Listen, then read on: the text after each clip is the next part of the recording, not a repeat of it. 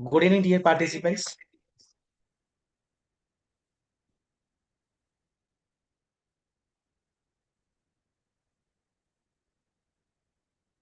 Hope I'm audible to all. Welcoming you all for the Yes, fifth sir. day. Good evening, sir. Yes, ma'am. Yes, So, sir.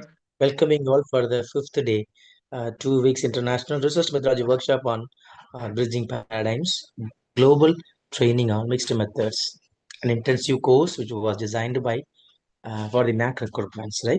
And this event was organized by Standard College Manipur, the Impal College Manipur, Kachin Kono College Manipur, in collaboration with RC25 Sociology of Sports, New Delhi, Integrated Institute of Disaster Management, IIDM Tamil Nadu, and CMS College of Science and Commerce, Tamil Nadu, and Department of Social Work, Sri Patmavati Mahila Viswavidyalayam, Women's University at Tirupati, Andhra Pradesh, and finally KPE Societies, Dr. Ambedkar College of Arts, Commerce, Science, and PG Center of Research Center, Kalaburgi, Karnataka. And this is the fifth day.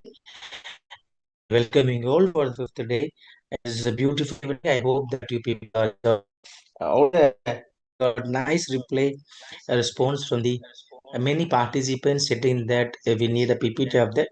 We have asked the PPT as well as study material to the concerned resource person. Once he sent the PPTs, we will definitely. Meanwhile, you are free to contact them at any time. We will be giving you their details, their phone numbers, as well as mail at the end of this beautiful workshop. Dear participants, we are keep on insisting you again and again.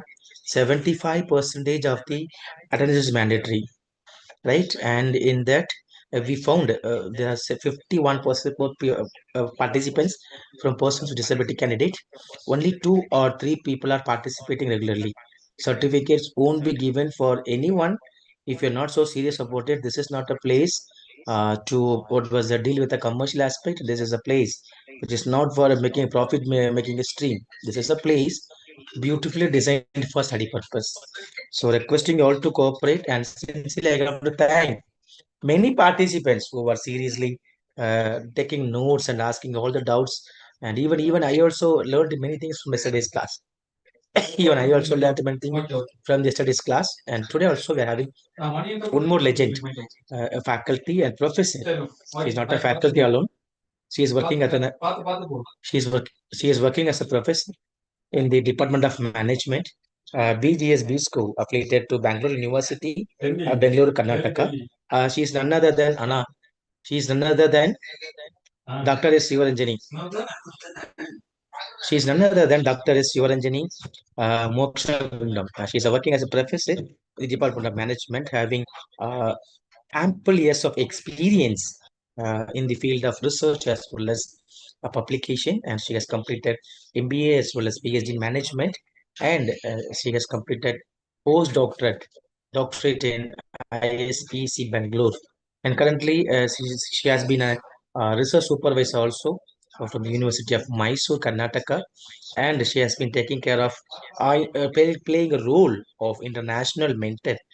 So apart from that, she has a certified trainer for soft skills, corporate trainer, practitioner as well as trainer from post. And she has done a number of PG diploma courses, as well as she has what was that in the regarding the language aspect, and she has learned German language also as a educated level. So Today, introduce resource person is having ample of experience in all the fields. So requesting you all to attend to his class. Attend to her class without fail. As per the yesterday's protocol, she'll be taking the class till 7:45. The YouTube live also started streaming, and if you also want to record, you can do the record.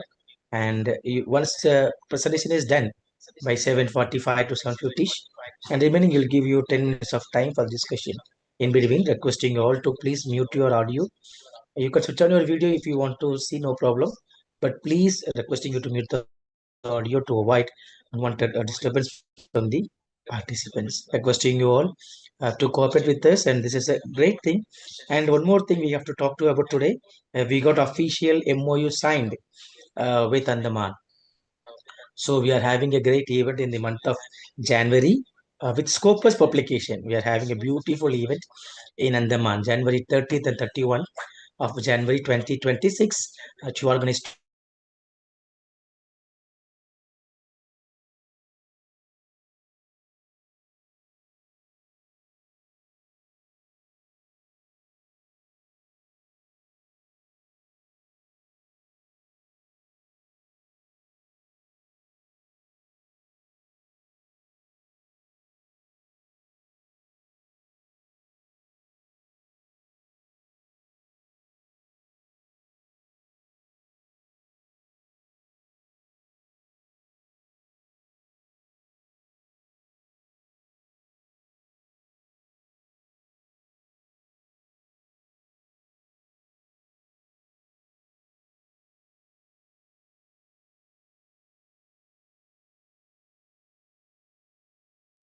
Sir, you are not audible.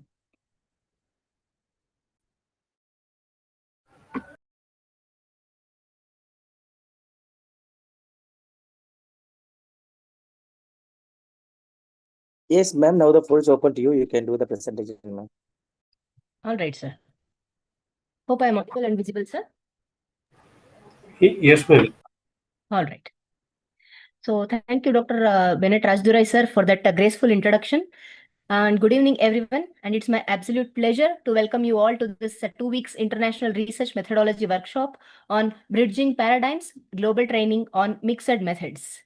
So this enriching program is organized by Standard College, Impal College, and Kaching Kuno College, Manipur, in collaboration with distinguished institutions from across India, including RC25 Sociology of Sports, Indian Sociological Society, New Delhi, IIDM, Integrated Institute of Disaster Management, Tamil Nadu, Rayat College of Law, Punjab, CMS College of Science and Commerce, Tamil Nadu, Shri Padmavati Mahila Vishwavidyalayam, Women's University, Tirupati, Andhra Pradesh, and KPE Society's Dr. Ambedkar College of Arts, Commerce, Science and PG Center, Kalburgi, Karnataka. So, I found that this is such a remarkable academic collaboration which truly exemplifies the spirit of bridging paradigms. So, what do you all say? Because all these institutions together, they are trying to bring together diverse perspectives, disciplines, as well as we are seeing the institutions who are coming together to advance our understanding of mixed methods research. Don't you all think so? Yes. And today, I'll be taking you through an important segment of our workshop, that is qualitative methods, interviews, focus groups, observation, and case studies. So what are these methods? These methods lie at the heart of understanding human experiences, behaviors, as well as social contexts. Means it is complementing our quantitative approaches. Also, it helps us to truly combine the perspectives for deeper insight. All right? Yes. So before we start, respected audience, could you please let us know what is the main difference between quantitative as well as qualitative research? Anybody?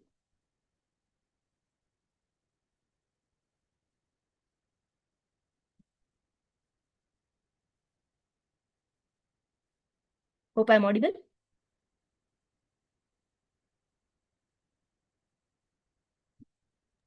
Yes, ma'am. You are audible, ma'am.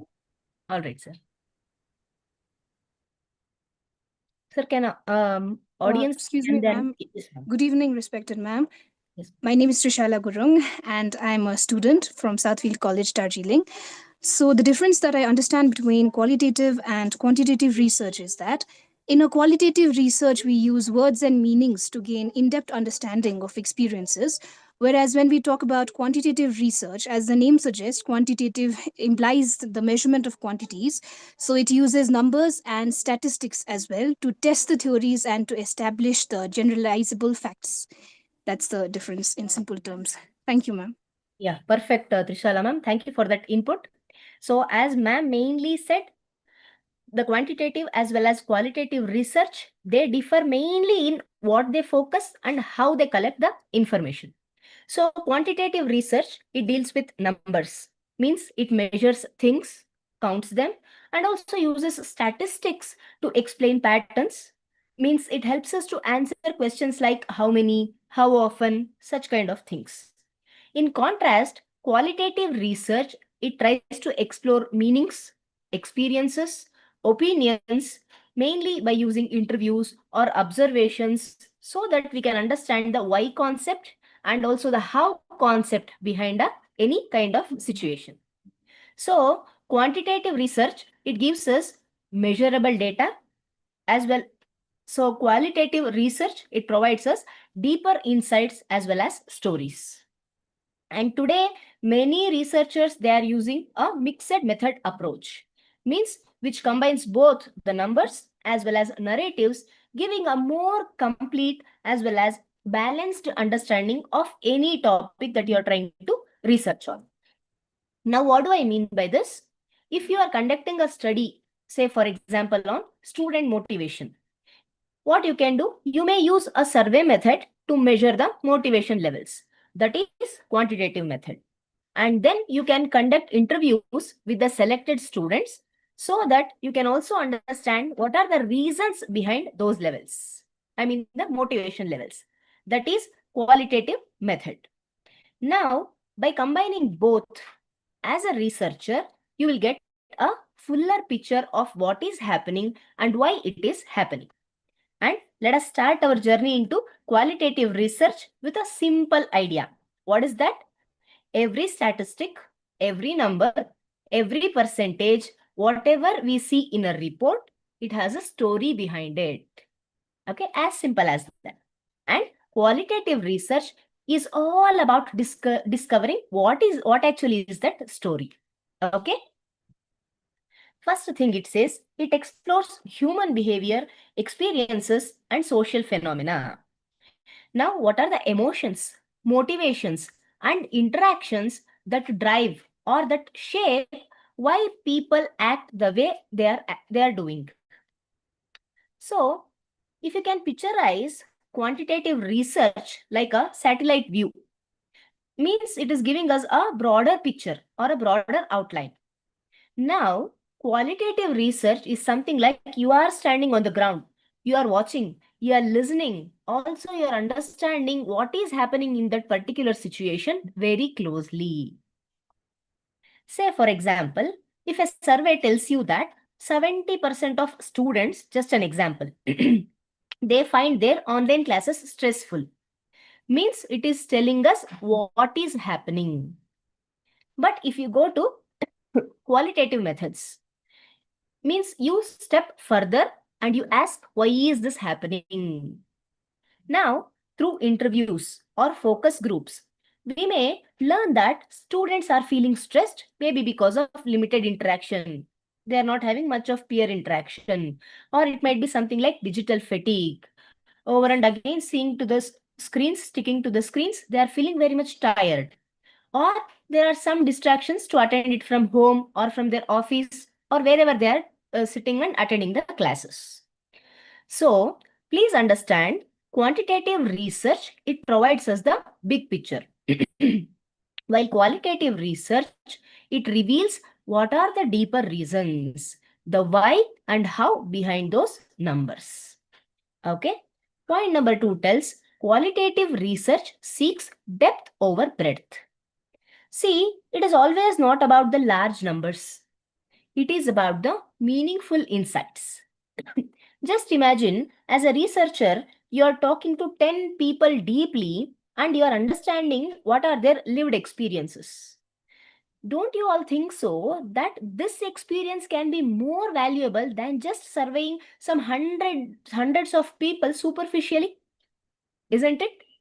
So it's all about uncovering the layers of meaning, emotions, and perceptions that cannot be expressed in numbers alone. So another key feature is its contextual nature. See, the qualitative research always emphasizes the context and meaning. Means the where and why behind a human behavior. Say, for example, if you are doing research on customer satisfaction, maybe with a product in India. Now, in India, what the answer you get might be like this. People in India may depend on family influence, or they will their satisfaction is based on their community opinion. Whereas if you do the same customer satisfaction survey in the United States, it might be just about their personal convenience, or it is just about their personal choice. Now, qualitative research is what allows us to capture these sort of cultural, social, and even organizational nuances. I understand they are very, very small, but they are the powerful differences that will be shaping the decisions as well as behavior of the people. Next thing, it is very important to note that qualitative and quantitative research, they complement each other, especially in mixed methods studies. Let us say your study shows that 80% of employees, I'm just giving an example, they are satisfied with remote work. Okay, that is nothing but your quantitative pattern. But when you interview them to know why, maybe they would give you the answers like flexibility, or they have some less travel stress. That's why 80% of employees, they are feeling satisfied sitting and working wherever they want. That is nothing but the why, whatever you have understood, that is your qualitative understanding. So mixed methods brings these together to give a full 360-degree picture. So quantitative gives you the skeleton, means the structure as well as strength. And qualitative will be adding the flesh and heartbeat. That is nothing but the human side of the story. And they both together, definitely it makes your research alive as well as complete. Then another key strength is how qualitative research will be capturing social, cultural, and organizational nuances. Means this is something like the subtle, finest undercurrents that shape how people think and act. So these delicate insights, they are often invisible. We cannot find it in the numerical data, but they can completely change how we interpret any situation. Say, for example, in some cultures, employees, they may avoid disagreeing with their boss. It is not because they do not have any opinions. It's not that they are lacking opinions, but maybe they have more respect towards the hierarchy. It is what is deeply valued there. Similarly, when we speak about social context, say students in rural school, they might view education as a family responsibility. At the same time, when you compare it with the urban students, they may see it as a path towards their personal growth. So both perspectives are valid and they are shaped by their environment. Similarly, when we speak about organizational, see, one team may call their culture as collaborative. And it could mean that they are trying to tell their culture is open, free flowing. So proper discussions are happening in a company. Suppose in one more company, if you ask them, and if they say for collaborative, if you ask them the meaning, they might be saying that it is more structured, coordinated, or they have a good, positive teamwork in their company. So why did I say this?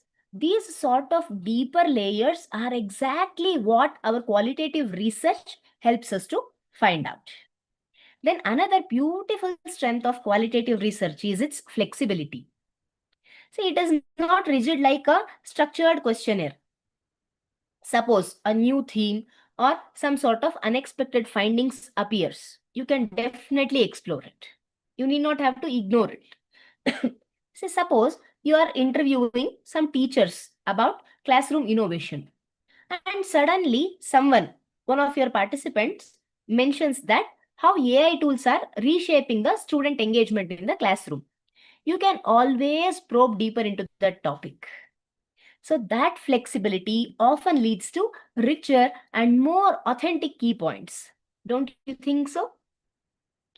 Then point number 6 is speaking about qualitative research involves subjective interpretation, but always responsibly. See, it's not about biasness or unfairness. It's all about understanding perspectives with empathy. Now, as a researcher, you don't just record words. What you do, you interpret the meaning.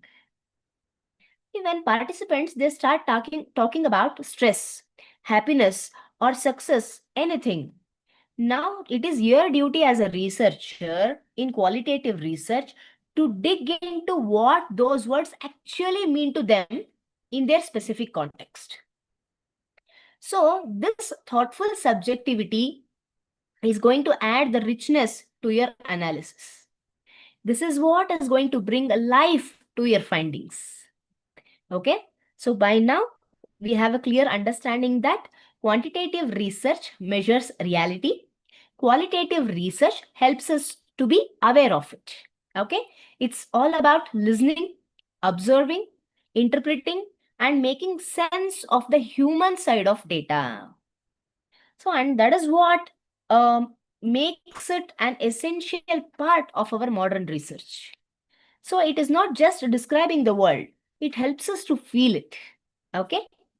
Is everything clear so far, audience? Am I too fast? Is my pace okay? Yes, ma'am. All right, ma'am. Yes, ma'am. Yes, ma'am. It's audible. Yes. Very clear. Okay, sir. Yes, ma'am. Okay. Your knowledge is next level, ma'am. It's clear, ma'am. Thank you, sir. Thank you. Now, let us discover what actually sets the qualitative methods apart. First thing is emphasis on naturalistic settings and participant perspectives. See, please understand this simple point. Qualitative research happens in the real world, and it is not happening in our controlled lab environments. It's all about understanding people as they live, as they work, and as they are interacting naturally and normally. What you do as a researcher is, in qualitative research, you step into their world. Whether that is a classroom, a marketplace, or even an online community. Now, as a researcher, you start observing their behavior as it unfolds. So, this is going to help you to see the situations through the eyes of the participants. Then only you can capture those authentic perspectives. Suppose if you want to do a study on teamwork, simply observing how employees interact in their actual workspace, often, if you're doing that frequently, it reveals far more than what your written survey can capture. Getting my point? Second thing it says, data comes alive. Yes, here in qualitative research, data comes alive through words, through images, or even through visuals rather than numbers. See, we have n number of methods like interviews, focus group transcripts, or even we can take the field notes, photos, even videos, all of them, it becomes your raw material. So just imagine if you are reading pages of teacher reflections on classroom experiences. Means when teacher is trying to tell that each sentence, it carries emotion. There is a tone, there is an insight, whatever you are getting from that your participant. So this descriptive data, it allows you, the researchers, to tell the story behind the phenomenon. Instead of, we need not have to reduce it to mere figures or averages. That is the beauty of our qualitative research. Third thing, it is flexible and iterative research design. See, qualitative research, it is never a straight road. It's more like a journey which will be allowing you to detour, or it allows you to take deviations when you discover something new or when you discover something meaningful along the way. So the design does not have to be fixed from your day one of your research. It evolves. As you, the researcher, you start learning from your participants as well as from the context or situation. Suppose, just imagine you are conducting a study on women entrepreneurs. Okay. Initially, you may want to focus on financial barriers. But as you speak to more and more participants, who are your participants here? Women entrepreneurs. Slowly, when you speak to n number of them, you may realize that emotional or family support systems play a much deeper role here. At that point, you have the flexibility. You can refine your interview questions, or even you can modify your objectives. That is nothing but flexibility in action. Now, this approach, it can take two common forms. One is longitudinal, other one is exploratory. Respected participants, are you aware of longitudinal study and exploratory study? Can you please let us know what are these concepts?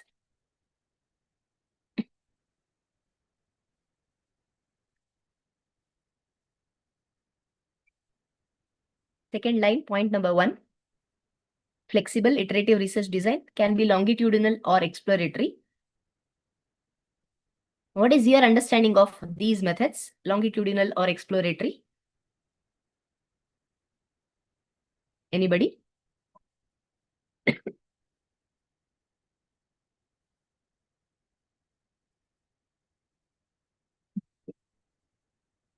Yes, ma'am.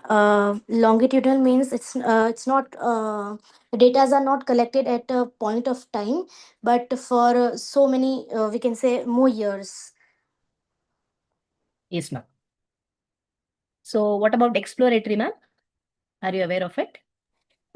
Exploratory we are using when variables are new, we can say, or have not studied, then we can go with exploratory. Yes, perfect, Asma ma'am. Thank you for that input. So as ma'am rightly said, in a longitudinal study, the researcher will be observing people or situations over a longer period, say for months or even for years. Because you just want to make an observation about how things are evolving. Say, for instance, you can follow a group of startup founders, maybe through their first 5 years, because you want to know what actually is their motivation, how is their leadership, or what is their decision making, how is it changing over time. If you want to know about that, you can take up a longitudinal study. On the other hand, an exploratory study is something like opening a door into an unknown room. You may not yet know what you will be finding. So, and this is often used where there is little prior research done on a topic, as Asma ma'am rightly said. Say, for example, you're trying to explore how VR, virtual reality, is affecting the classroom engagement. This is definitely exploratory. Why? Because it is relatively a new area. Correct? Now, both of these approaches, longitudinal and exploratory, they thrive on your curiosity, adaptability, as well as openness to unexpected patterns. And that is the very essence of our qualitative research.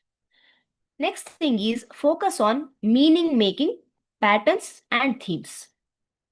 See, as I already mentioned, in qualitative research, the goal is not to count responses, but to understand how people interpret and make sense of their experiences. What you do is you look for recurring patterns, especially in their words, feelings, actions, And then you will be organizing all these into meaningful themes. Suppose you are trying to analyze interview or you are analyzing interviews with healthcare workers. Now you may notice that repeated ideas such as compassion fatigue or a strong sense of duty or team solidarity, all such kind of things healthcare workers are trying to tell you. Means you are noticing some repeated ideas from all of them. Now, these themes, it reveal the deeper meanings behind their behavior. In the sense, insights that numbers or graphs alone can never fully capture. All right. Then it relies on researcher interpretation and reflexivity. See, in the qualitative research, you, the researcher, is not a distant observer, but you are also the part of the story. See, your personality, your background, and even your mood on a particular given day. Okay. All these can subtly shape what participants will be revealing to you and how you understand it. So this is where reflexivity comes in. Means it is nothing. Reflexivity means it is the conscious effort to recognize our own lens while we are trying to interpret someone else's reality. I'll give you an example. Just think of a psychologist who is studying about the trauma survivors. Okay. Now, he or she, the psychologist, may be especially sensitive to some emotional cues because of their own experiences. Now, this sort of experience can also lead them to unintentionally, they might be overemphasizing certain details. Okay. Now, reflexivity comes in. Reflexivity is not about removing yourself from the picture. That is impossible in qualitative research. As I told you, you are the part of the story that is happening. But it is all about acknowledging your presence and influence.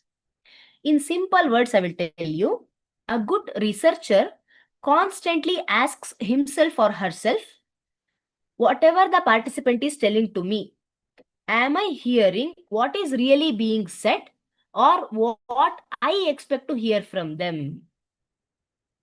Okay. So always you should ask yourselves, am I hearing what the participant is trying to tell me? Not that what I expect to hear from them, not that. That is nothing but your inner check. And that will help you to keep your interpretations always balanced, honest, plus authentic. So, in qualitative research, the most important tool is not your questionnaire or your recorder. It's your own awareness. Now, the more reflective you are, the richer and more responsible your findings will become, your insights will become. Okay. Then uses inductive reasoning to develop theory. So what is this concept, respected participants? What is inductive reasoning?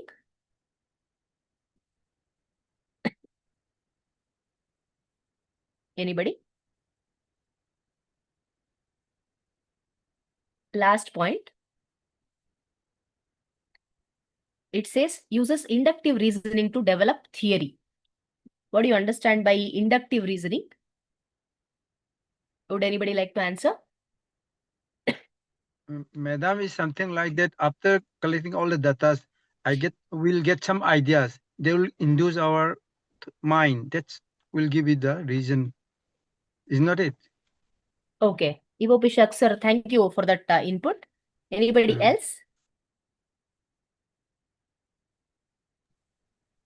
Ma'am, we in induction we go from particular to general. Okay. Okay, sir. Thank you. Yes. So inductive reasoning in qualitative research means you're starting from the ground level. From what participants say, what they do, what they feel and experience. And slowly what you do, you are building up to a broader understanding or theory. So in simple terms, you move from specific observations to general conclusions. you don't begin with a ready-made hypothesis. Instead, what you do, you let the patterns to emerge naturally from that data. So it's something like, you can compare it to solving a puzzle. Everybody, each one of us, we can solve a puzzle if we have a picture on the box. Suppose if we don't have that, what we have to do, how do we gather? We gather in qualitative research those pieces through interviews, observations, conversations, field notes, and so on. Now, as you fit these pieces together, a clearer image begins to appear. And that emerging image becomes your theory. Okay, let me give you an example.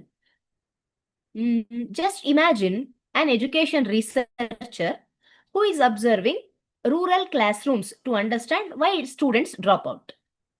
At first, there is no predetermined theory, correct? It is only, if you are a researcher, it is only your open and unbiased observation, that's it. As time passes, what will happen? Recurring patterns appear. Maybe, why is it the students are dropping out? Maybe because they have long travel distances. We are speaking about the rural children, correct? Maybe they have long travel distances, or they have household responsibilities, unlike our urban children, or there is a lack of engaging teaching, or even, I'm just giving an example. These all might be the factors. Curriculum might not be connecting with the real life. Now, these repeated themes will help you as a researcher. You can build the theory. For example, you can say that emotional disconnect and curriculum relevance may influence dropouts more strongly than their poverty. Okay, that is nothing but inductive reasoning in action. Means the theory, it grows naturally from what participants say and do, instead of you forcing it being onto the data. And this is what gives qualitative research its authenticity plus originality. Means it is helping you, the researchers, you can discover something genuinely new. And it is definitely, as we all know, it is shaped directly by the lived experiences, rather than we having some assumptions, or we working on some preset models. So, quantitative research, it tests whether a theory is correct or not, as we all know. But qualitative research, it lets the theory reveal itself. How beautiful. Piece by piece, pattern by pattern. As meaning starts unfolding from real life, you can also start building that theory. The theory just gets revealed by itself. Okay? Is everything clear up to this point, audience?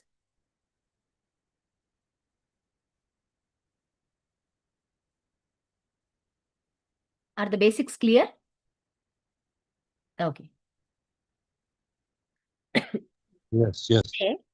Yes, sir. So today we are going to focus on the 4 most commonly used qualitative methods. They are interviews, focus groups, observation, and case studies. So these form something like the core toolkit for most qualitative researchers. Of course, there are several other qualitative methods also.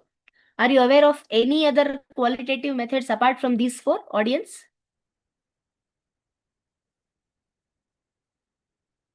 Ethnography. Okay, ma'am. Any other method?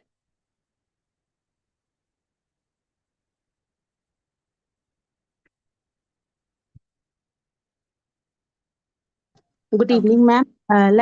When we used to do work with the school students, so in many cases we use a draw and write technique. So how they perceive the world and how they draw and how they write. So we can use draw and write technique as well for collecting the data. Okay, ma'am. All right. So my question was, do you know about any other qualitative data collection methods apart from these 4?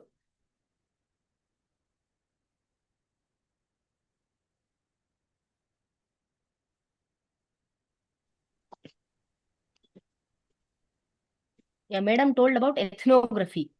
Similarly, we have narrative inquiry, we have grounded theory, we have phenomenology, then we have content analysis, document and artifact analysis, discourse analysis. So each one, they have its own, it's like it has its own unique purpose and depth. Means it is all depending on the nature of the research question. Okay, now let us discuss one by one amongst these four. Unlocking insights through interviews. One of the most personal and powerful qualitative methods. So what is an interview, audience? Anybody? To ask It's an open-ended interaction. questions to individuals personally. Okay, Asma ma'am, you're right. It is a primary source of data Okay, Dr. Manchula ma'am. where the researcher asks the questions and get the response from the interview. All right. Okay, ma'am. Anybody else? I just asked you a simple question. What is an interview? All right. It's a And the, conversation format. sorry, ma'am. The conversation between two people. Correct. Yes. So as the Priyadarshini ma'am, Asma ma'am, and Dr. Manjula ma'am rightly said, interview is nothing but a conversation, but that conversation with purpose. So it's an one-to-one dialogue that allows you, the researcher, to explore the participants' world through their own words. Means it's about understanding not just what people think, but why they think that particular way and how they make sense of their experiences. Okay. So types of interviews, we have structured interviews. As we all are familiar with it, it will be using a fixed set of questions and that are asked in the same order for every participant. Okay, whether there are 50 participants, whether there are 500 participants, you'll be going in the same manner, same questions you'll be asking them. Because everyone they are receiving the exact same questions, their responses can easily be compared. Now, this particular approach is especially useful when consistency and standardization are important in our research. It's like a questionnaire in conversation form, structured interview. Means it is more formal, it's organized, and it is uniform. Next, we have semi-structured interviews. This is the most popular type in qualitative research. See, you have guiding questions already prepared. But you can also follow some interesting trials that come up naturally. As we already discussed, it is flexible. Like you can have a friendly chat that is guided by your curiosity rather than having some checklist. Okay. And you also allow your participants to express themselves freely. They can speak with you. Also, you'll be affirming that the discussion stays focused on your research topic only. Next thing, we have unstructured interviews. Here, the conversation, it flows freely. No predefined questions. Just a general theme. Now, what is the goal here? It is to let the participants' voice lead the way. Okay. So this approach, it is something like exploratory. It's open. And it is, when is this ideal? When the researcher wants to discover new insights rather than testing already existing ideas. There are also some special forms of interviews. See, interviews, they come in many modern and contextual forms also. We have ethnographic interviews, which occur mainly during fieldwork. Here, researcher can casually interact with the participants in their natural setting. See, perhaps you can meet them during a festival. You, as a researcher, you can go and you can meet your participants maybe during a festival or during a work day, or even when you have a family gathering, there you can have a small interview type of a thing. Or I can call it as something like a interaction. Okay. Now, these spontaneous exchanges, they often reveal some authentic and grounded perspectives also from your participants. Then we have online or telephonic interviews. They have become increasingly common, especially I would like to say in global or post-pandemic contexts. Because why I would say this, why researchers want to conduct more and more of online or telephonic interviews. They are convenient and we can get access to participants across distances. Correct. While still we can maintain depth. The thing is we have to conduct it thoughtfully. That's it. Now, when to use interviews? Participants, do you have any idea? When should we use interviews? Because we just saw that there are n number of other methods also. So when do you choose interviews over other methods? When you want to explore more about that concept. Okay, Priyadarshini ma'am, you are right. Anybody else? Ma'am, when we when we want to find out the experiences and lived realities of the respondents. Okay, Shaili ma'am, correct. Anybody else? Do you want to let us know that To know when? more about the achievements of the people whom we are interviewing. Okay, Dr. Manjula ma'am, you are right. Yeah, to know more about. Correct. So as you all rightly pointed out that interviews shine when the topic involves personal experiences, emotions, or even sensitive issues that people may not easily discuss when they are in a group. So this interview method, it allows for privacy. It allows for trust and emotional safety. Means you as a researcher, you are helping your participants to open up about their experiences that matter so deeply to them. See, whether you are conducting research to understand how teachers adapt to technology, or how patients cope with illness, or how artists find inspiration.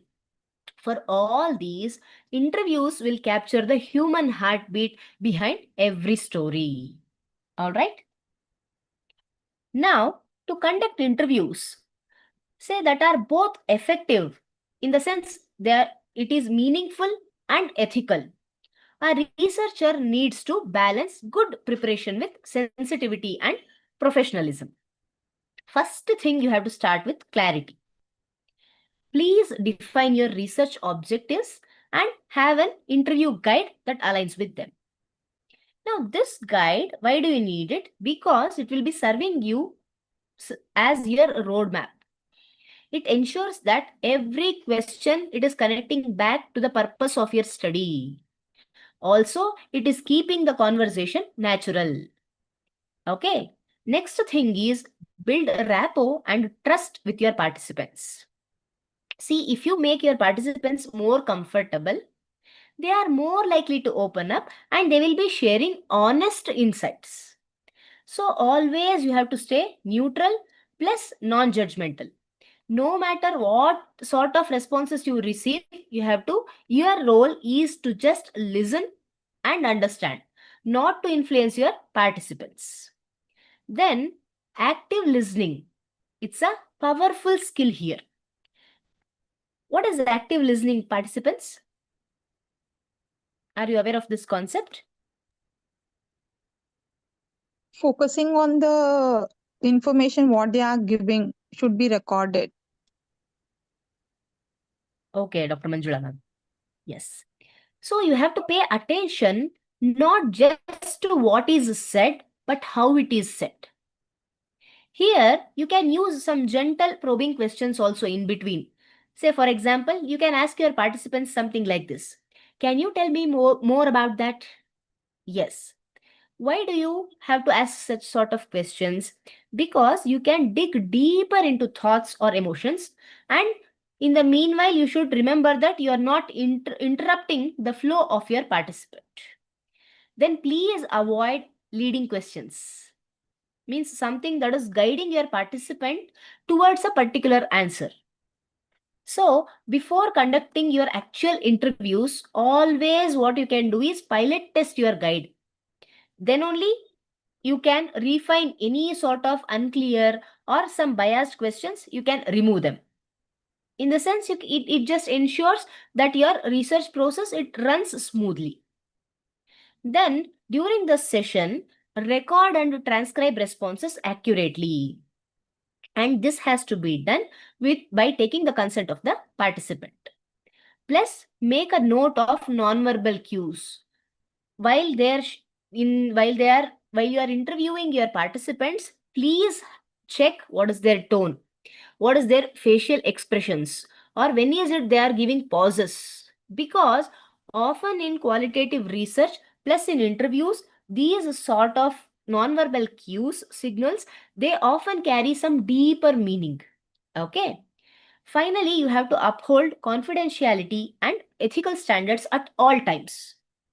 See, you have to protect participants' privacy. You have to obtain informed consent and see that the data is used responsibly.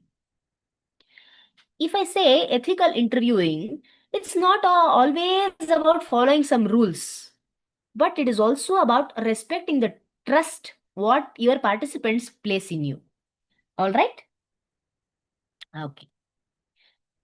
Next, let us get into focus group. Respected participants, are you aware of this focus group qualitative method?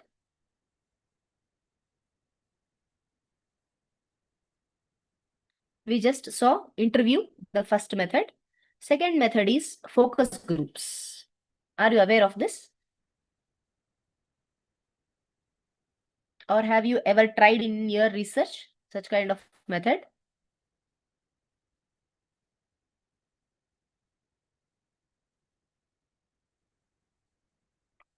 Would anybody like to answer?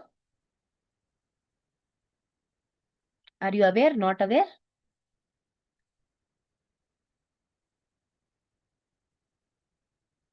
Maybe it's a particular group, maybe in like in education sectors or working with people who are from the same sectors. Okay, Priyadarshini ma'am. Okay.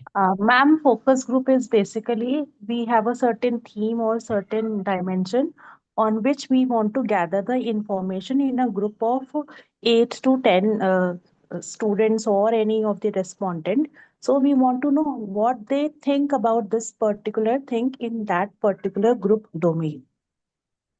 Okay, Shaili ma'am. Perfect. So a focus group is nothing but it is a structured group, yet you can see there is flexible discussion among a small group of people. Say somewhere between 6 to 12 participants will be there. And as ma'am rightly pointed out, these number of people, they are brought together to talk about a specific topic. It's unlike a survey that gathers quick answers. But this method, it captures how people think, how they interact, and how they build on each other's ideas. So this group setting, it helps to reveal their shared experiences. We will understand what are their common challenges. Even they may have some disagreements. So all of them will provide rich insights into real life perspectives. Second important thing is focus groups are facilitated by a moderator who will be guiding the discussion and manages the group dynamics. So the moderator acts like the director of a small discussion theater here. Now their role is not to lecture or to dominate any of the participants, but they will gently steer the conversation. Means in the sense they make sure that the quieter participants are also getting a chance to speak, and they know this moderator knows how to handle more dominant voices tactfully. So a skilled moderator is one who can keep the discussion on track.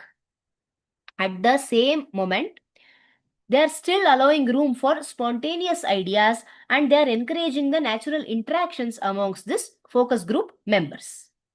So this balance between structure and freedom is very much crucial in our focus groups, because the quality of learning or the quality of insights, they largely depend on how effectively the moderator is able to manage the group. Now, as sorry, I forgot, ma'am was mentioning Focus groups can be designed differently depending on your research purpose. First thing, we can have homogeneous groups. It includes participants who share a common trait. Say, for example, you are having a discussion and all your participants are teachers, or all of them are students, or all of them are nurses. Now, homogeneous groups, this will help you to reveal in-depth shared experiences, and you can get some collective viewpoints from your participants. Likewise, we have heterogeneous groups also. On the other hand, this is something like you mix different profiles. Say you can have teachers, parents, policymakers in one discussion. And this also allows for contrasting perspectives. And it helps you to identify some divergent ideas, whatever they may have, or even there might be some sort of conflicts. Now, the choice, whether you want to go ahead with homogeneous groups or with heterogeneous groups, this choice depends entirely on you, the researcher, what you want to explore. Whether you want to go in deep depth, if that is your focus, you have to go with homogeneous groups. If you want diversity or diversified perspectives from people, you have to move ahead with heterogeneous groups. Next thing, it reveals group dynamics, consensus, or diversity of perspectives. So one of the biggest strengths of focus groups is how they mirror real-world social interactions. See, you can observe how opinions form, how people influence each other, and where consensus or conflict is arising. Sometimes a group may reach agreement, that is consensus on an issue. But other times, as I already told you, there will be diversity of perspectives. It may open up not always conflicts. Otherwise, it may open up some new angles you hadn't considered at all. So these sort of dynamics, it makes focus groups, it is something like a gold mine for understanding the human behavior in that particular context. Then focus groups you can call them incredibly, they are versatile and they are used across fields. So to name a few, we have education. Maybe they help you to understand student experiences or teacher challenges, something like that. In market research, focus groups, it may capture consumer perceptions about products or about advertisements or even on a brand image of a company. Then in policy studies, they give voice to the citizens or to the stakeholders, means it is helping to shape the decisions grounded in real needs. See, no matter the field, the essence is the same. Listening to real people in conversation. Okay, mainly your goal is to discover or find out the insights that numbers alone cannot capture. I repeat, numbers, what it cannot really capture, we are getting it through our qualitative research methods. Okay, we just understood what focus groups are. Let us look at how to actually master the art of conducting them, because we want to turn our group conversations into significant and research-worthy insights or inferences. First thing is prepare a discussion guide with key topics. See, before walking into a focus group, you must have a clear roadmap. Not something like a script, but at least you need to have a guide. Means this guide, it outlines your main themes and the sequence of questions you will be exploring. It is something like your compass. Means it is keeping you oriented. Although it is still letting the participants, naturally you are allowing them to have the conversations. Okay, suppose if you are studying about community health awareness.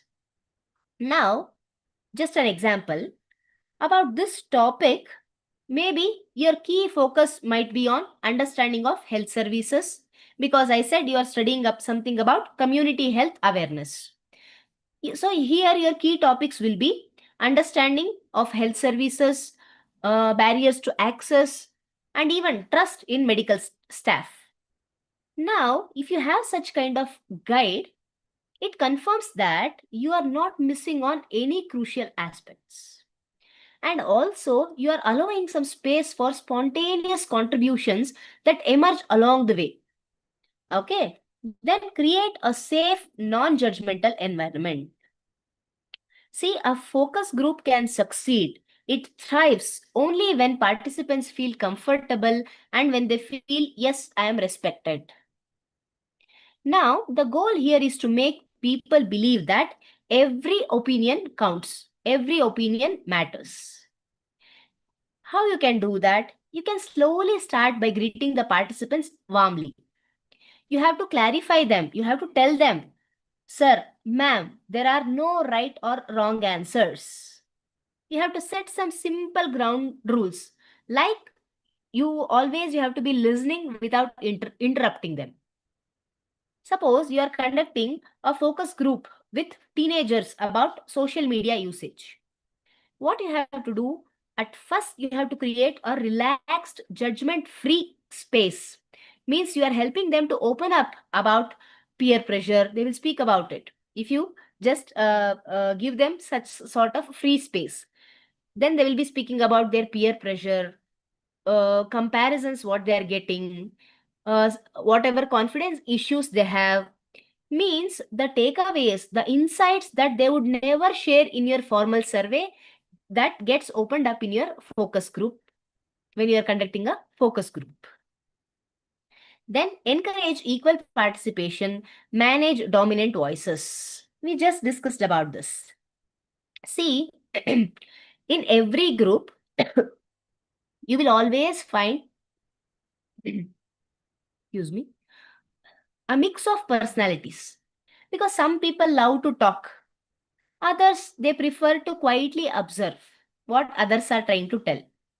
As a moderator, now your real skill lies in balancing those energies. Because already we saw that every voice has to get a space to be heard. Correct? Let us say you are doing a focus group with history teachers. Maybe about colonial history, how colonial history is presented in school textbooks. See, one teacher in that group may be super passionate about sharing strong opinions and they are giving you some long stories. Whereas a few others, they might just nod along. They might say yes. Even though they have interesting experiences, they are just staying quiet and they are observing. Now, what you have to do, you have to ensure there is equal participation of both hyperactive as well as inactive participants. You should give them a chance. Now, what will happen if you let that one voice dominate? The result is you will walk away with a lopsided or some unbalanced picture. So as a moderator, you, the researcher, you have to step in gently. It's not by cutting off anyone who is giving you the long stories, but you have to try to bring in others. You may say something like this. That's an interesting point, Mr. Ramesh. Dr. Meera, have you tried using oral history in your classes, right? What was that like for you? Can you tell us something about that? So it's just an example. Now, if you give such sort of simple push, that means it opens up space for the quieter participants also. It brings fresh angles into the discussion. So please remember, the goal is not to control the conversation. It's to curate it. So everyone will feel valued. And that's when you start hearing those real, insightful stories that makes your qualitative research so powerful. Okay? Then never underestimate the impact of a simple icebreaker. It helps your participants to relax, warm up, and start talking more naturally. So what you can do, you can begin with an easy, some reflective question. It could be something like this. Priyadarshini ma'am or Dr. Manjula ma'am, if you could change one thing about your college experience, what would it be? Now, if I ask this such sort of question, it sets a friendly tone and it opens the door for deeper conversation. Don't you think so? Similarly, we have visual aids, be it images or short video clips or maybe the product prototypes. They can also spark some richer reactions. Suppose in a focus group, maybe on eco-friendly packaging, you're showing two different designs and you can ask which one feels more sustainable. Now, this question of yours, it is encouraging your participants. They will be responding both emotionally as well as thoughtfully. So these kinds of prompts, it makes the abstract concepts easier to grasp and it turns your inactive, passive participants into active contributors. Means our ultimate goal is to enrich the overall quality of that particular discussion. Then coming to recording.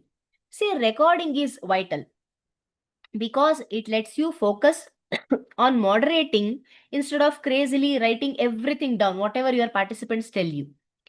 But always ask for informed consent first. Let your participants know what is the purpose of the recording and please assure them of confidentiality. And one more thing I want to mention here, see, technology can fail.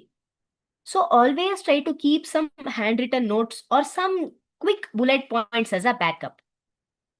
So capturing not just what people are telling you, what people said, but how they said it, their tone, their gestures, their emotions, everything you have to make a note of it.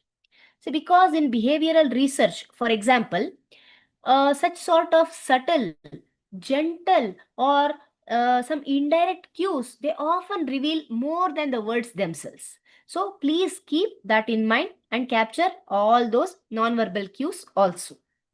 Then debrief after sessions to capture emerging themes. So what is the concept of debriefing, audience? The last point. Sorry, last but one point.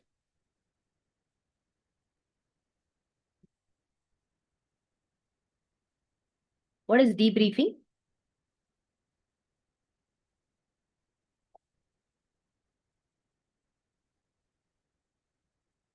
Have you come across this concept? Debriefing? A short explanation about the theme or the concept that we are going to discuss, if I'm correct. Okay, Priyadarshini. All right. Anybody else?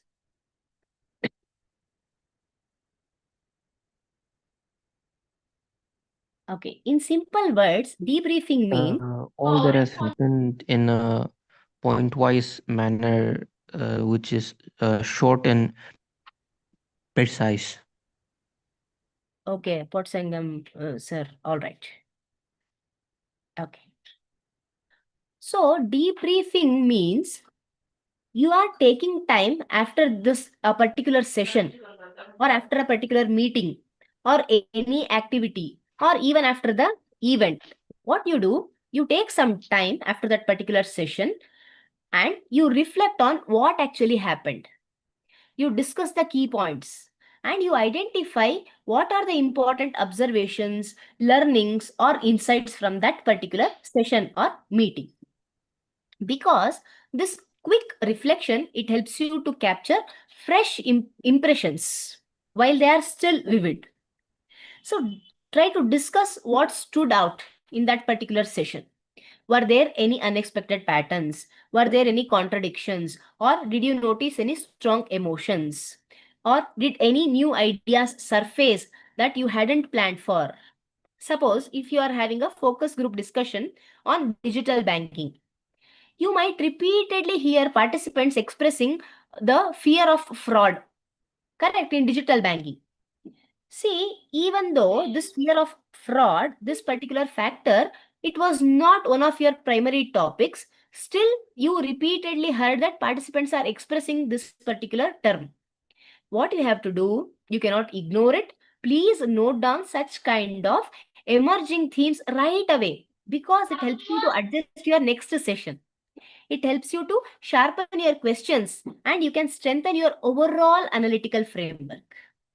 So, debriefing ensures that early insights are not lost, and that each session becomes smarter and more focused than the last session. That is the point. Then time management. So this is something like the backbone of a successful group. Conversations can easily wander, especially when participants get passionate. We cannot stop them, correct?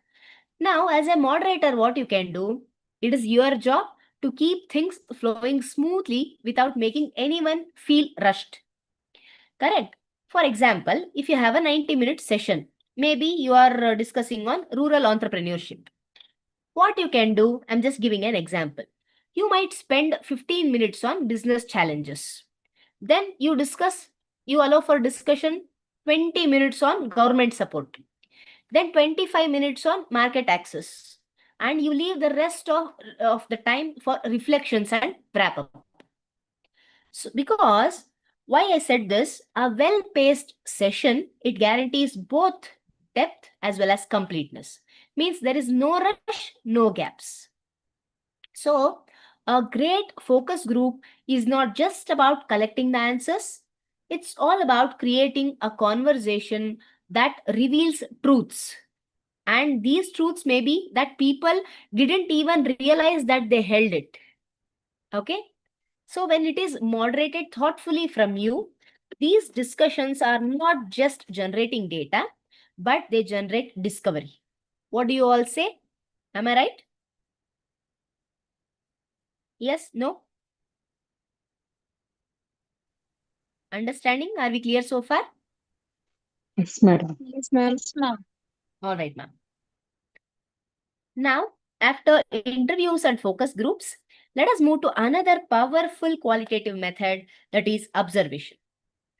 So as the name tells you, this method is all about seeing things as they truly happen rather than relying only on what people say it happened. Okay. Now this allows researchers to capture real behaviors, interactions, and even the environmental cues in their natural context. That is the main thing. Means the kind of findings, again I repeat, no survey can fully reveal. See, what happens in observation-based research? The researcher directly watches the participants in either natural settings, something like classrooms, workplaces, farms, hospitals, anywhere, or even in controlled environments, something like labs or simulations. Now, there are a few key types here. First thing is participant observation. Here, you, the researcher, becomes the part of the group being studied. Suppose if you are a teacher and you are the researcher, what you do? You go and sit in another classroom. It is not just to watch, but to experience the whole teaching process. Now, maybe you become a student or a participant there. Correct? That is your participant observation. Then we also have non-participant observation. When the researcher, when you stay detached, you quietly note down the behaviors, but you are not influencing the situation. Say, suppose if you are, it is something like you are observing the interactions, maybe in a hospital waiting area. You are just observing, correct? And noting down what is happening. Then these sort of observations, it can also be structured. Means you have some predefined categories or some checklists. Or it can be unstructured also. Like it is open-ended, exploratory. It is allowing you, the researcher, to notice whatever emerges naturally. You are making a note of it. Okay. So observation, it's particularly useful when self-reports, it might be something like biased or it is incomplete. Say, for instance, when people may not accurately describe their behavior or they are not properly presenting themselves when you held an interview. Correct? Now, instead, if you use this method of observation, if you watch the events unfold or open up in real time, it is definitely offering a comprehensive, authentic understanding of social and human behavior. Just as it happens, you are observing and you are making a note of it. Correct? Now let us talk about how to make observation research truly powerful. Means how to make certain that what you observe actually transforms into conceptually strong and credible findings. First thing is define focus and objectives clearly. See, before you even step into the field, be crystal clear about what you are looking for and why. Because, see, observation without direction, it can feel like you are staring at a busy street. You will see everything, each and everything you can observe, correct? But you remember nothing. Suppose if you are observing some customer behavior in a supermarket, please at the beginning itself decide what is your focus on. Are you studying about how customers choose their products, or how they navigate aisles, or how packaging influences their decisions? What is it you want to study? What is your focus on? Or do you want to know how staff interaction affects their purchase? Because why I say this, without such kind of defined objectives, you may end up overwhelmed by some sort of random movements, and you will be missing those meaningful patterns. That should not happen. So, clear focus shows that your observations are purposeful, they are structured, and they are aligned with your research goals. Main point. Then, maintain detailed field notes and logs. See, observation is not just about watching. It's also about recording what you see in rich detail. Write down what people do, what they say, and even their body language or tone. For instance, if you are in a hospital study, you are doing a study there. And if you note down that a nurse, she smiled reassuringly at a patient. Don't you think so? That smile from the nurse towards the patient, it is speaking volumes about care culture. Is it not? Yes, participants?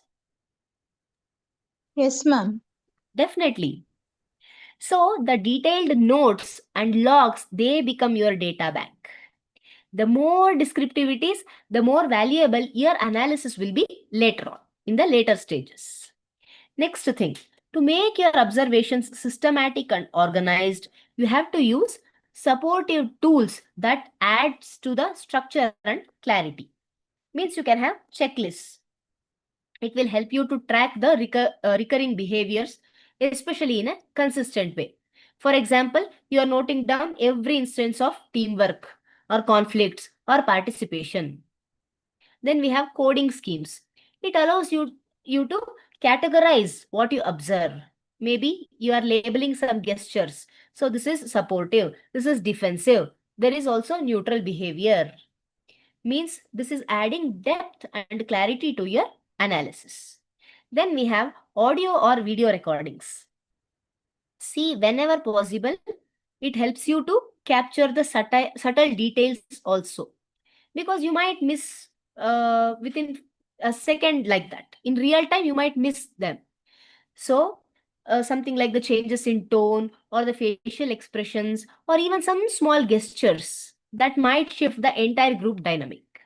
Now, if you use these sort of tools, it makes your observation more reliable, organized, and it is also easier for others to understand or replicate it. Next thing is, you have to minimize the observer bias. You have to remain neutral and reflective. We already discussed about this. See, as an observer, your presence can influence what happens. So what do I mean by this? People may start behaving differently just because they know they are being watched. And that's where neutrality comes in. So you have to be like a mirror. You have to reflect, don't distort. And always practice reflexivity. Keep questioning your own interpretations. Correct? Am I seeing this as it is or as I expect it to be? Yes, we discussed in the earlier slides itself. Because this mindfulness It helps you to reduce biasness and it helps you to keep your findings authentic. Then triangulate with interviews or documents for credibility. So audience, what do you mean by triangulation?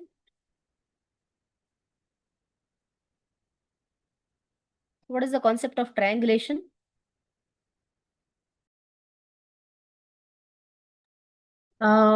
Say for example, it's a sequential exploratory. We can say that through qualitative, we will collect some points for some themes, and then we'll put these themes into our survey questionnaire.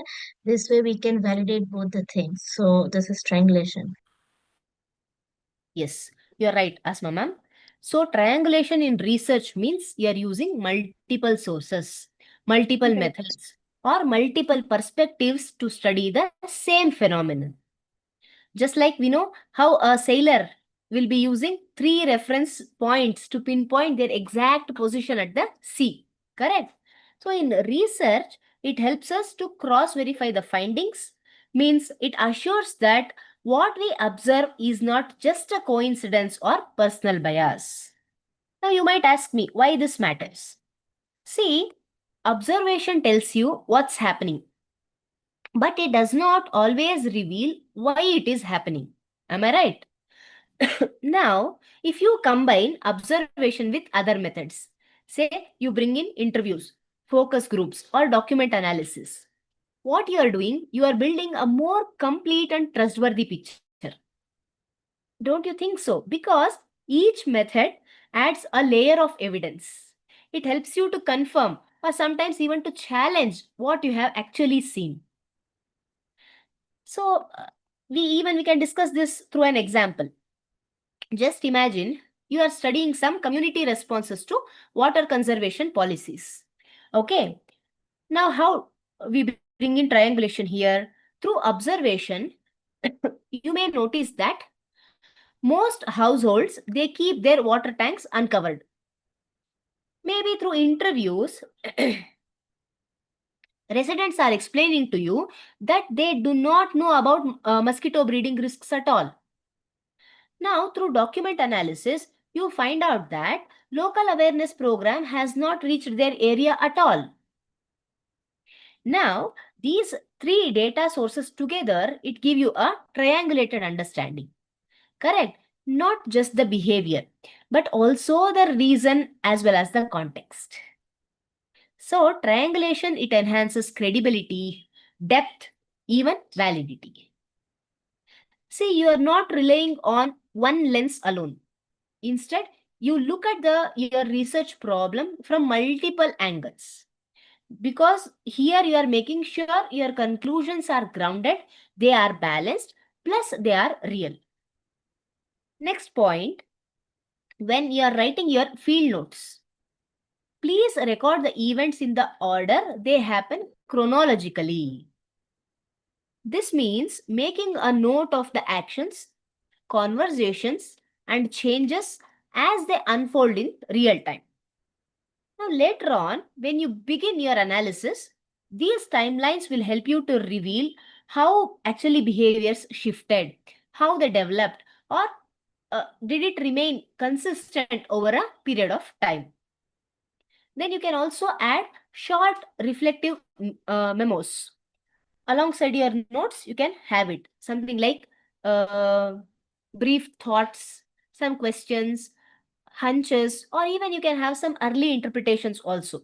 But please remember, they are not your conclusions, but just your immediate insights as you observe the participants or as you observe the situation, what is happening. So, suppose, let us say, you are observing the farming practices.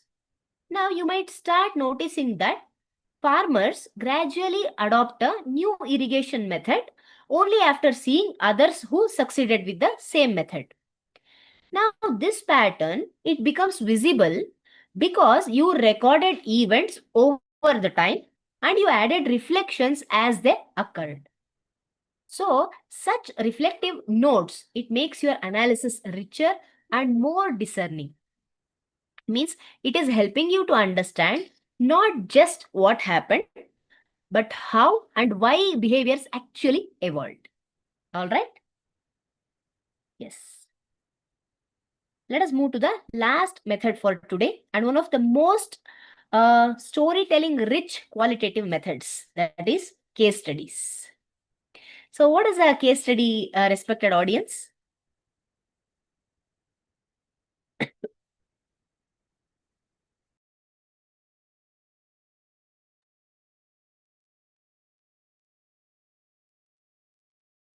It is a study which focuses on a particular person or a situation. Yes, Dr. Manjula ma'am, you are right. Would anybody else like to give your points? What is a case study?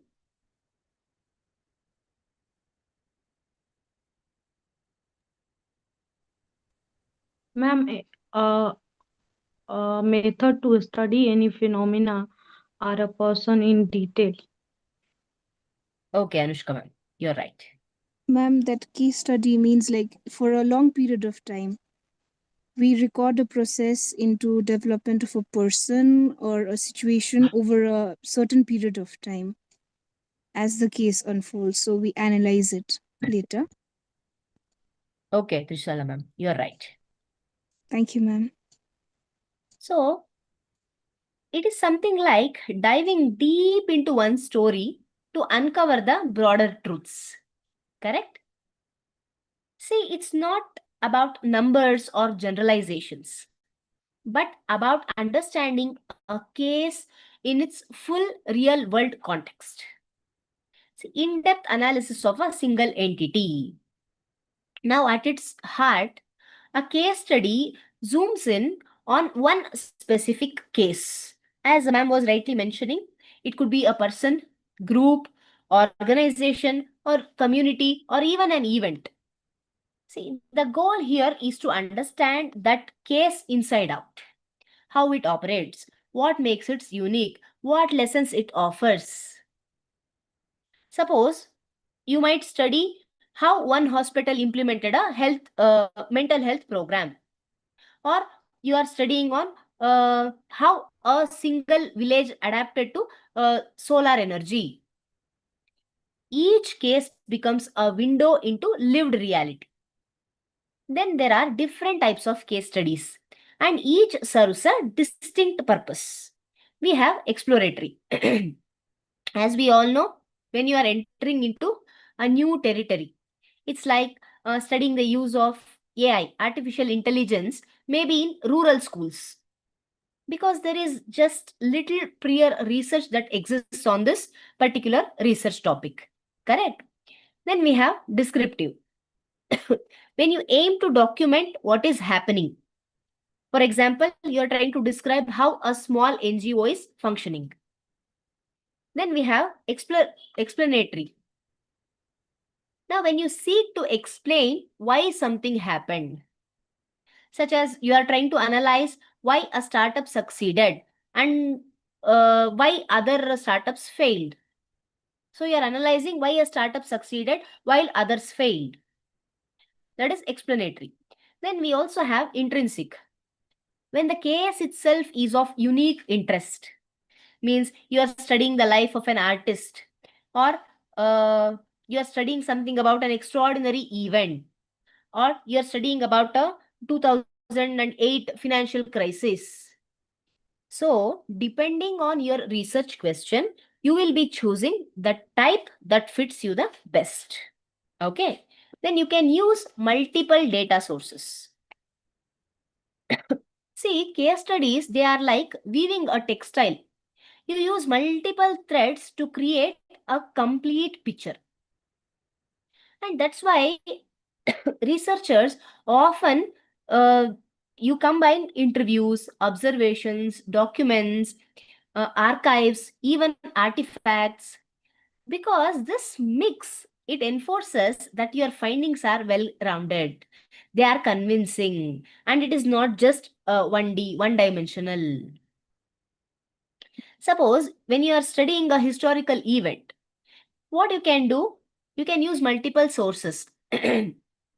Like you might use old letters, photographs, government reports, oral interviews, all together to tell the one full story. Correct? Then it focuses on contextual understanding and unique experiences. See, unlike surveys or experiments, there we will be removing the context so that we can control the variables. Correct, as we all know. But what case studies will do, they will embrace the context. Means they explore how the setting, culture, environment, how all of it is shaping the people's actions and outcomes. Suppose if you are conducting a study on school leadership in Finland, and this may produce very different findings from the one which you conduct in an Indian school. Why? Answer is simple, because cultural expectations, the educational systems, community values, all of them, they vary widely. Correct? So context influences behavior, and case studies capture these differences. So this is what makes case studies so valuable, because they uncover the why behind the what. And it is also respecting the real world complexity, and it is focusing on the uniqueness of each situation, giving importance to each one of it. Then one more thing is, you can study one case in depth. We call it as a single case study. So this is perfect for understanding something exceptional or rare. Or you can also compare across cases. We call it as multiple case study. Like you are examining, for example, 3 hospitals to see how each one of them adopted telemedicine effectively, or how differently did they adopt. Now, multiple case studies, it helps you to identify patterns, even contrasts, plus it is adding analytical strength to your conclusions. Now, through their depth and contextual grounding, case studies will help you to bridge the gap between data as well as the human experiences. Okay. Now let us see how to master case studies with proven best practices. Means how to make sure your case study stands out as realistic, how to make it scholarly and impactful. So this is nothing but the art of transforming raw stories into structured research that others can also learn from it. All right. You have to define case selection criteria clearly. See, every great case study, it starts with choosing the right case. You have to be very clear about why you selected a particular person or a particular organization or event. Please ask yourself, does this case represent a typical example, or is it representing an extreme case, or even does it have any unique innovation? For example, if you are studying about sustainability practices, choosing a village that achieved zero waste will give you a model case. Correct? And others can also learn from it. So like this, you need to have a clear rationale. Then only it builds transparency and it strengthens your research design. Then you can use triangulation for validity. Like we discussed earlier, triangulation means you are using multiple data sources or methods to cross-check your findings. Suppose in a case study, this could mean you are combining the interviews, observation, company records, and even some policy documents to verify the same findings. If employees in a company say that training improved their productivity, what you can do, you can triangulate that claim by checking the HR performance data or even their project outcomes. So this is something like the layered approach, which will be making your findings more trustworthy and more objective. Then time. Time is an important storyteller. You have to map your case study chronologically. What happened first, next, and later. So this will help you to reveal the progress You can understand what are the turning points, or at least you can have some what are the causal links. Okay. See, you have to keep detailed contextual records also, like the environmental, social, or organizational factors which influenced that particular events. Say, for example, in a case study, if you are doing it on agricultural innovation, you have to note down how rainfall or even the policy changes or market prices, how did it affect the farmers' adoption behavior.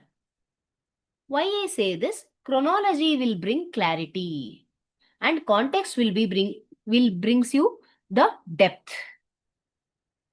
Next, once you have gathered rich qualitative data, the real work begins in the analysis. Different analytical approaches help you to make sense of complex information, and you can uncover the deeper meaning also. We have thematic analysis. So, is anybody aware of a thematic analysis, audience?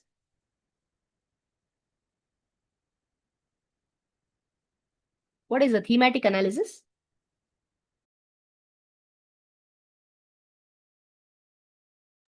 Point number 4. So from the qualitative survey, we will qualitative interviews, we will get some data, and from that data, we will make some themes out of those responses. That is thematic analysis. We also give some coding as well. Okay, Asma ma'am.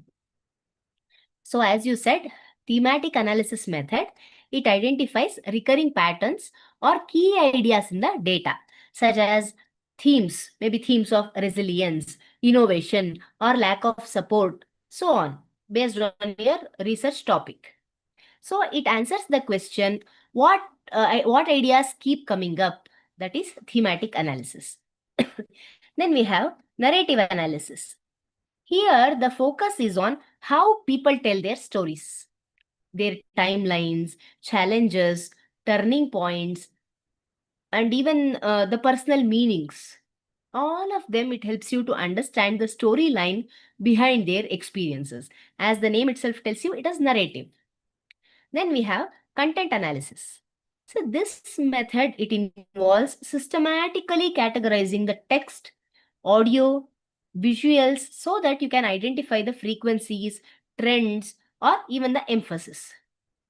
Suppose, for example, you are counting how often participants mentioned the word workload or stress. Now you can combine these approaches depending on what is the purpose of your research, plus the type of data. The ultimate goal here is to interpret the richness of human experience and craft a meaningful, coherent story from the complexity, whatever you have collected. Then present findings with rich descriptions, visuals, and evidence excerpts. So case studies should read like research-backed stories. It should be vivid, detailed, and it should be grounded, especially in evidence. See, you can use direct quotes. You can bring in the photos, charts, timeline visuals. All of this will make your findings alive. Suppose in the previous study, you can include the farmer's voice. You would have recorded it. It would be saying something like this. We switched to organic methods because fertilizers were eating into our savings. So this will be adding authenticity. You will be giving that in quotes, correct? See, rich presentation not only engages your readers, but also it strengthens their trustworthiness. And it is by showing the transparent evidence you have it, correct? See, even though case studies often feel personal and you can call them as narrative driven, ethics must always come first. Again, I am repeating, you have to obtain informed consent. You have to protect participant privacy and you have to store the sensitive data responsibly. Please avoid disclosing the identifiable details unless explicitly permitted by your participants. Okay.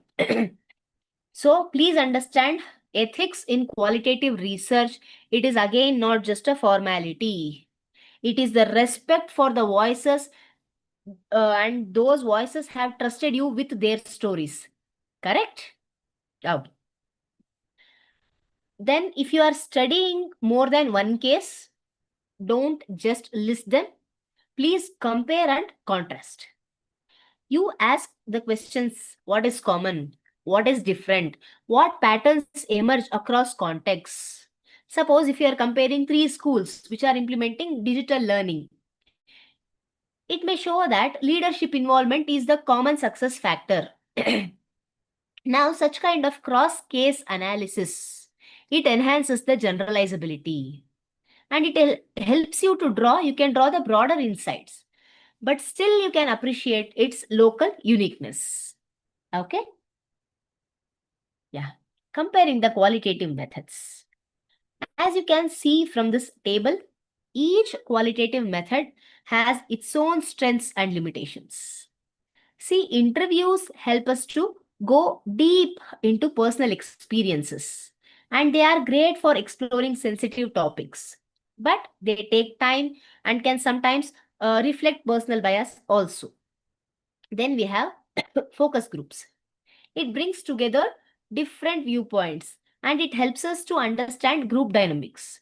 But there also it can get dominated by a few outspoken voices and we may lose some individual depth. Then observation. It lets us see the real behavior as it happens. Plus it gives us a strong sense of context. Correct? However, this method can also be influenced by the researcher's presence or interpretation, and sometimes this is also raising some ethical concerns. Then case studies go even deeper. They combine several data sources to tell a complete story within a specific context. Now, this method also has drawback. The disadvantage is that they are not easily generalizable. Correct? Case studies, we cannot generalize it as it is to other people or to other organizations. And case studies, definitely it can take a lot of time and resources to complete. Now, audience, you please tell me, based on we just understood what are the advantages and disadvantages of each of these important qualitative methods. Now, which method should we select?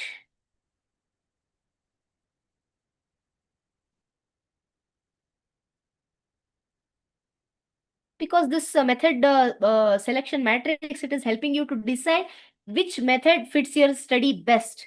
Now, how do we decide it?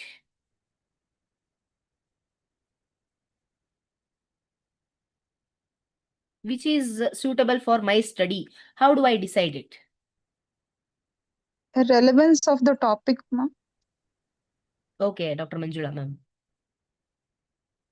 Ma'am, I think the data which we want to get from our respondents. Say, for example, suppose I want to know something about online classes. So in that, suppose if I want to know the individual individual responses, so in that I can follow a interview method. What I believe that no single method is complete in itself.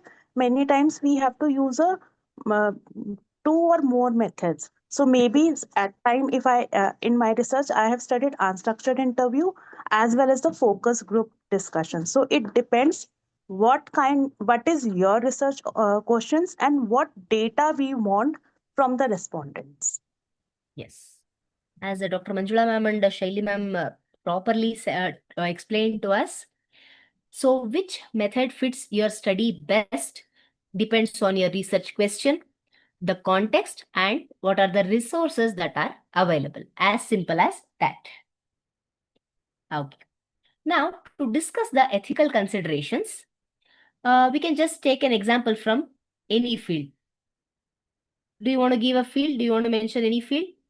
Or can we just aerospace field? Can we take it? I'll tell Yes, you. ma'am. Okay. Just imagine you are conducting qualitative research, maybe with engineers and pilots who have just tested a new cockpit automation system. Now, before you begin, you have to explain the purpose of your study. And you have to tell them how their feedback will help improve safety and design. And you have to get their informed consent. This is your first ethical responsibility. Correct? Then during the interviews, let us say, one pilot shares an incident where the automation failed mid-flight. You have to assure him that his or her name and flight details will never appear in your report. That is nothing but confidentiality and anonymity in action. Now, during the interview, now as a researcher, you have to pause and you have to reflect. Am I unconsciously favoring the engineer's perspective over the pilot's perspective? Just an example. Because this self-awareness is nothing but reflexivity. Correct? This ensures your personal or professional background does not bias your interpretation. Then you also remain culturally sensitive, especially if your participants come from different aviation backgrounds. Say, you may have participants from military and one from commercial sectors. So you have to respect their norms, their hierarchies, and the ways of expression is very, very important. Then all your transcripts, audio recordings, and any flight-related data are to be securely stored and encrypted. You cannot casually upload them or share with anybody else, because maintaining data security and ethical compliance is again important. And throughout your research journey, you align with institutional and international ethical guidelines. Like we have COPE, Committee on Publication Ethics, which sets global standards mainly for integrity in research and publishing. And then we have UNESCO, the United Nations Educational, Scientific, and Cultural Organization. This promotes ethical practices and respect for human rights in all forms of research. So, this guarantees that your study meets global standards of integrity. And finally, in your report, you acknowledge your positionality. When you are doing a research, maybe you are an aeronautical engineer yourself. Now you can explain how that insider knowledge helped you to interpret technical aspects, but also how you guarded against potential bias. You should mention about that also. So in aerospace research too, or whichever field it is, ethics is not just paperwork. It is the, you can call it as invisible safety net that protects both your participants as well as the credibility of your study. All right. So as we wrap up today's session, let's all remember that qualitative research is all about listening deeply, observing thoughtfully, and interpreting meaningfully. Each method, whether it is an interview where you capture the personal voices, or a focus group revealing the shared experiences, an observation which is uncovering the real behaviors, or even a case study which is telling us the contextual story, each of them helps us to understand the why behind the what. When applied ethically and reflexively, these methods don't just produce data, but they create insights that truly bridge paradigms between people, contexts, and even cultures. So with that, we now come to the end of today's discussion, and I now open the floor for your questions, thoughts, or even for your reflections.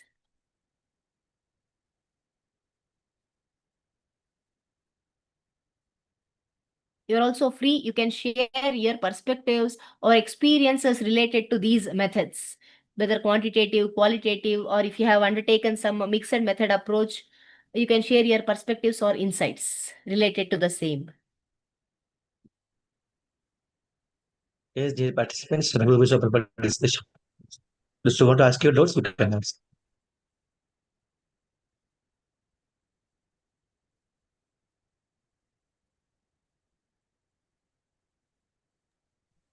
Even you can send your chat box also. Yeah, you can type your questions over the chat box also, or you can unmute and we Yeah. can just discuss.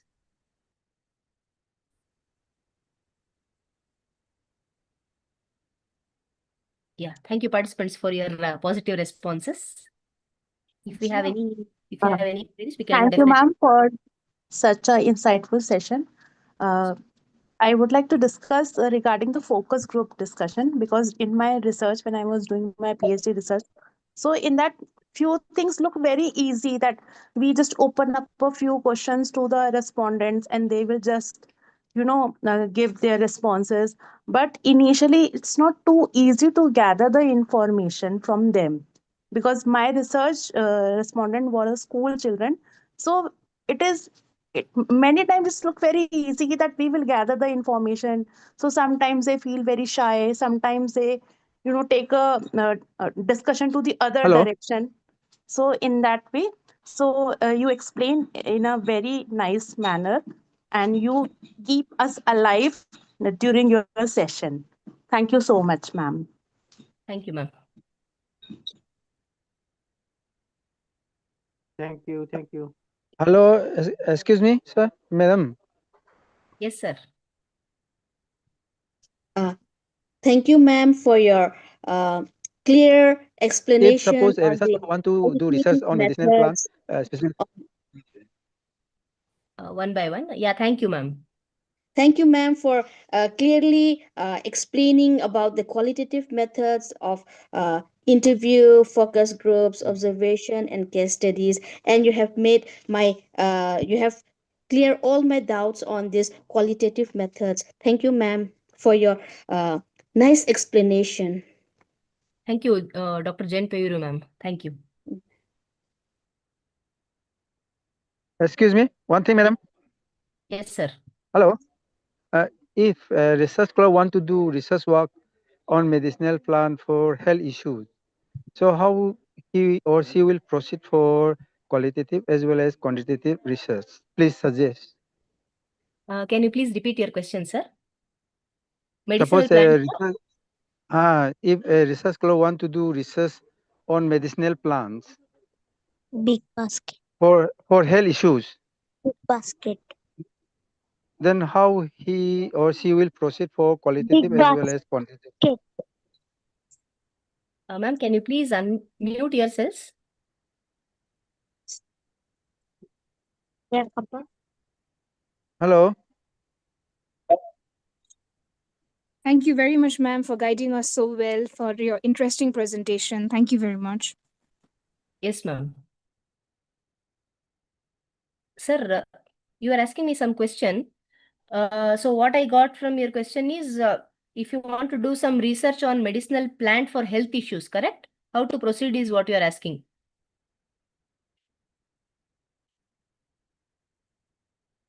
Am I right, sir?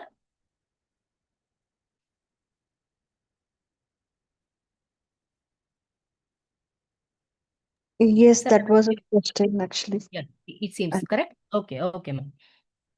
Sir, yeah. So you are asking me just like how qualitative methods for research, especially on medicinal plants for health issues. So qualitative research is definitely useful because when you are dealing with traditional knowledge, or when you want to know something about the lived experiences, cultural beliefs, or even about the community practices. Because as we, again, I have to repeat this, these things cannot be captured fully through numbers alone. Now, what you have to do at first, you have to define your purpose clearly. Means you have to ask yourself, what exactly do I want to understand? Because if you suddenly say medicinal plants for health issues, some research on that, do you want to know how local communities use a particular medicinal plant? Or the traditional knowledge about preparation, dosage, or effectiveness? Or do you want to know about the beliefs, perceptions, or cultural practices related to that plant?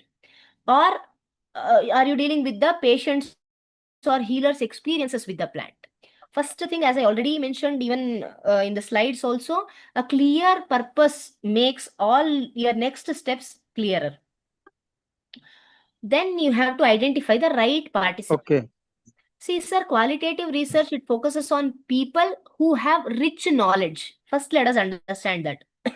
So, for your topic, maybe the possible participants may be the traditional healers or Ayurveda practitioners, some Siddha practitioners, we have herbalists, or some elderly community members, or the farmers who are cultivating the medicinal plants, or patients who have used the plant for health problems. So what you can do, you can start using purposive sampling. Means you choose those with expertise, not you just don't go with random sampling. Next thing, you choose the suitable qualitative methods. Suppose if you are taking in-depth interviews, you can talk like one-on-one with people who have experience with that plant. You can ask about the preparation, as I told you about the dosage, the benefits, what are the risks, what are the cultural beliefs, all such kind of things. So if you have the in-depth interviews, it's definitely good for the having some detailed experiences or for your personal experiences. Suppose if you want to go ahead with focus group discussions. This is useful when you are exploring the shared community beliefs or some traditional knowledge. Suppose you may have some group of local women who are discussing how they treat some minor illnesses using some specific plant, like that. Or even you can go ahead with participant observation only. You can observe how the plant is harvested. Okay, you go to the field, you see how it is prepared or how it is used. Now, this helps you to understand what are the rituals, what are the steps, or what exactly is the cultural meanings behind that particular practice. Then case study means you can select a particular healer who is working on this, or a particular village, or a particular plant, and you can study that in depth. Or you can even combine these methods, because as we told, triangulation, definitely it will be strengthening its validity. Then what you can do, you can develop some good qualitative questions also. Something, you can have some open-ended questions. For example, I would like to say, how do you prepare this plant for treating health issues? Or you can ask the participants, can you describe a situation where this plant helped someone? What precautions do people usually follow? Or how did you learn about this medicinal usage? So you can avoid some yes or no questions here. Means it should be like open-ended. Then you can collect and record the data properly. You can always use audio recordings with permission of your participants. You can take the field notes. You can observe what is happening in your surroundings, what are the emotions of the people, and you can observe their interactions also. Plus, please ensure their practices are ethical and you have to take their informed consent. Okay, then later on you can analyze the data. You can use the thematic analysis, or you can read the transcripts. You can identify patterns or themes, like what are the traditional preparation methods, what is the perceived effectiveness, what are the cultural beliefs, or what are the challenges and risks. Try to interpret how and why people use that plant, not just what they do. Okay, then you can validate the findings. So you can ask participants if your interpretations are correct or not. You can use multiple methods or sources. You can also do the peer debriefing. We already discussed about this. So all of this will be increasing the credibility of your study. Later on, in the final stage, you will be presenting your results. So there, in your report, you have to highlight your community practices, or whatever we discussed, the lived experiences, the preparation steps, the cultural meaning, the benefits, limitations, the real stories or examples. So because qualitative findings always that give you a rich and contextual story, isn't it? Okay. Yeah. Sir, did I answer your question? Thank you, ma'am. Thank you, ma'am. Yes, sir. Participants, thank you so much for the participants. Then come to the quantitative one. You want me to explain quantitative also? What do you think, sir? How do you want to go about with the quantitative here? After the qualitative knowledge is there, then how will you quantify it? How do you want to go about, sir? What are your plans for this? Nothing. After this qualitative research, no, then how can it be correlate with this quantitative research? about this medicinal plant. That's what I want to know. So, for example, what you do in quantitative, you will be using numerical data because everything you have to measure, be it scores, Oh. ratings, counts, percentages, frequency, some scale values. You may use some Likert scale like that. Or if you want to bring in quantitative also here, means apart from the qualitative, whatever I explained, you can use the structured data collection tools like surveys, questionnaires, experiments, tests, or some structured observations, or you can also go ahead with some large sample sizes, because numbers need representativeness and we also need the statistical power, correct? So you can use the descriptive statistics wherein you can find out the mean, percentage, frequency, standard deviation, such kind of things. Then for inferential statistics, you can go ahead with t-test, ANOVA, correlation, regression, chi-square. Then, so what do I mean by this? Say, for example, what the quantitative research does here means you can measure the extent of a problem.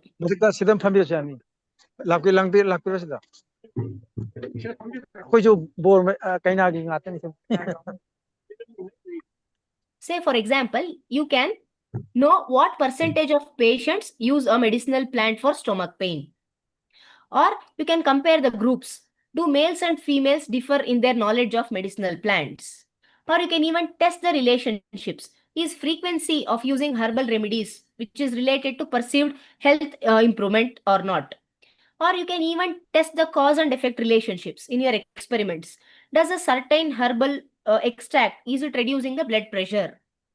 So you also have advantages with these methods. Means results can be generalized to a larger population. You will get a clear numerical evidence. So definitely this is highly reliable, replicable as well. Anybody can do it using your same methods, and even you can use it for predictions also. But if you just go ahead only with quantitative data, means it is not capturing any sort of deep experiences, beliefs, or we cannot get that cultural meaning. And if you are using the numbers, means we may miss that why or how concept. So that's why you, as a researcher, what you can do, you can combine qualitative plus quantitative. You can make use of the mixed methods.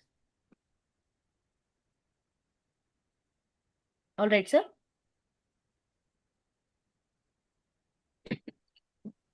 Ma'am, actually, it was very. Thank you, madam. You have explained very well. Thank you very much.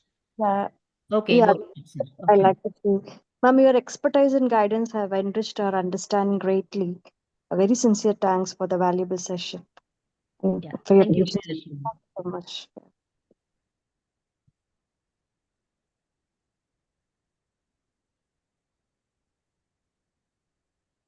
Do we have any more questions? Thank you so much, ma'am. It's a beautiful presentation. Hope all the faculties enjoyed this day, ma'am. Dear participant, we will complete 5 days. And tomorrow we have day 6. Kindly please be on time. We will start on time.